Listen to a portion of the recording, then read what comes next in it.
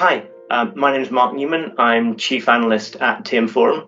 I'm delighted to be joined today by two esteemed industry colleagues from Ooredoo in Kuwait, Tapan Tripathi, CMO of Ooredoo Kuwait, and Nirmal Upreti, Senior Director of Marketing. Good morning or good afternoon, gentlemen. Good afternoon, Mark. Pleasure to be here. Good afternoon, Mark. And so we're going to talk today about your transformation program.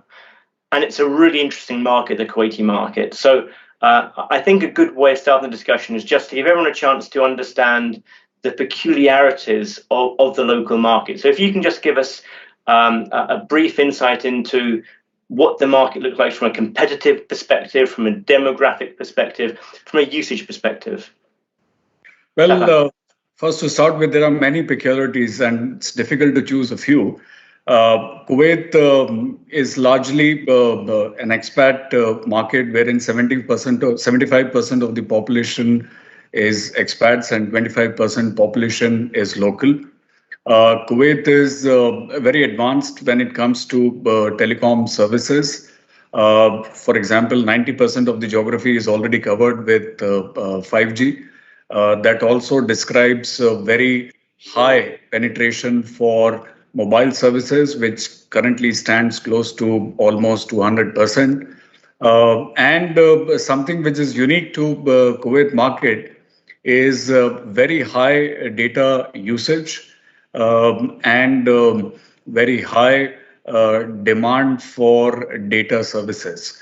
So on an average, a customer typically consumes about 50 GB of data, and data prices are one of the cheapest in the world.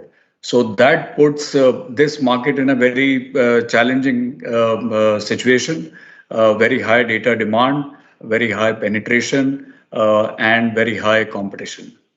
Thanks. And just to understand that data usage, so on average, nearly 2 SIM cards per person. And so how are people using the different SIM cards? Most of the people are using these SIM cards in their phone, but there is also a major chunk of these customers using those SIM cards in either fixed or mobile routers, tablets, even laptops, and a lot of this is being used for doing streaming and gaming. So it's when people get back from work, they'll spend the evening watching TV on their mobile device, on their Padlet or whatever else. So it fulfills the requirements of a fixed and a mobile broadband connection. Absolutely. The weather in Kuwait is almost on the extremes. So, for example, now we are having 50-degree outside. So people don't have much choices in terms of having outdoor activities. Hence, indoor entertainment and gaming is one of the most preferred and common option. Thank you. And I know that you operate in a competitive market. Ooredoo is one of 3 operators. If we think about the challenges of the market, I think you've already touched on it. I guess the challenge is, how do you run a profitable business when there's so much data consumption? Is that the main challenge, do you feel, of operating in your market? Yes, certainly. So profitability is one of the major, I would say, challenge.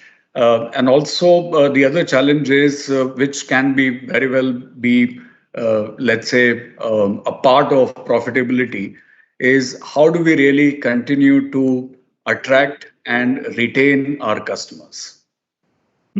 And so churn has traditionally been reasonably high, I guess, particularly in the prepaid market. Absolutely. Because of very high competition in the market and mainly price driven, churn has been a major challenge for us. And so how have you addressed those challenges? And I guess we should think about your transformation program, which started some time ago, but we need to understand a little bit more about that program, and maybe we can bring Nirmal into this as well. Yeah, sure. So I will start and then I will hand it over to my colleague Nirmal. So you're right, churn being a major challenge. I think first thing that we did was to really focus on certain segments, and we decided to focus on the young segment, which is mainly in 15 to 24 years of age.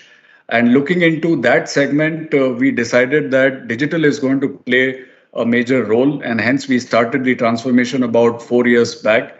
And we focused on both internal as well as external transformation. We developed all relevant products and services, and we always relied and always ensured that our customers should always find, buy, and use online. So digital should be our main channel for our customers to find our services, buy our services, and use our services. And we have been pretty much very successful in that. And now I can say that in Kuwait, we definitely have one of the best app and website, which is contributing significantly to our business. Nirmal, you want to add something to? Yeah. So just to take it forward, Mark, I think we have already spoken regarding how the CVM has evolved over a period of time, wherein, from a bare shell operations, we acquired the capabilities in terms of machine learning, in terms of advanced analytics, in terms of different tools and techniques, right? So now we are actually running more contextual offers, we are running more real-time offers. We are more scientific in the sense of finding the right moment of truth for the consumer and then pitching him the right offer at the right time. Not only this, so this was traditional CVM. What we have done now recently is we have extended the CVM to the digital channels. So now 70% of my CVM, it happens on the digital channel, be it the offering, be it the channel, be it the customer coming to the app, looking for the right offers from them, subscribing to those offers, buying those offers, disconnection, everything for now in CVM happens on the digital. So digital has become one of the preferred channel in terms of CVM for us now. And with that customer value management, from the perspective of a customer, can you give me a sense of how you're able to personalize the experience and personalize the offers to a customer? Sure. So I'll give you two examples, Mark. So Kuwait, this is one of the countries which is very small in size, right? So it's not like US or Canada or any other big countries where people can actually spend their vacations and time, traveling inside. So if there is a break, people tend to move out of the country, right? So what we did to increase the penetration of roaming, we launched a real-time roaming campaign. So the moment we understood that the customer is inside the airport, through the geolocation tagging, we were sending them the right offers, the right product, right prices, so that, the chances of customer who's sitting on airport, who's planning to travel, whose flight is going to take off in a couple of hours, that's the time when he will be thinking about roaming services, right? So that was the time when we actually threw him the right offers, and that actually significantly improved the convergence. So that's one example. So the other example that we recently rolled out is on the loyalty. So now we have a very successful loyalty program, that's Nujum, right? And Nujum offers a lot of deals for the consumers. Like the deals can go up to like buy one get one free. So with the help of network team, with the help of CVM team, what we have done is we took those offers and we tagged all the merchants who were offering those offers, right? And so those merchants will tag on the geolocation basis. And the moment my consumer was reaching or nearing to those locations, there was a real-time campaign that was getting triggered to the mobile number of this consumer on either on the digital channel or through SMS that, now you have a special deal, let's say from Louis Vuitton, you can go and can take this, consume this voucher and get a 20% discount there. So these are the kind of contextual stuff that we are doing. And how have you measured the improvements in your customer value management? What have been the main KPIs that you've adopted? Yeah, so the main KPIs, Mark, is the net incremental revenue, and I think Tapan has already spoken that from a range of 1 to 2%. Now we have already come to the range of 5 to 7%, and the target for this year that we have taken for us is the 10%.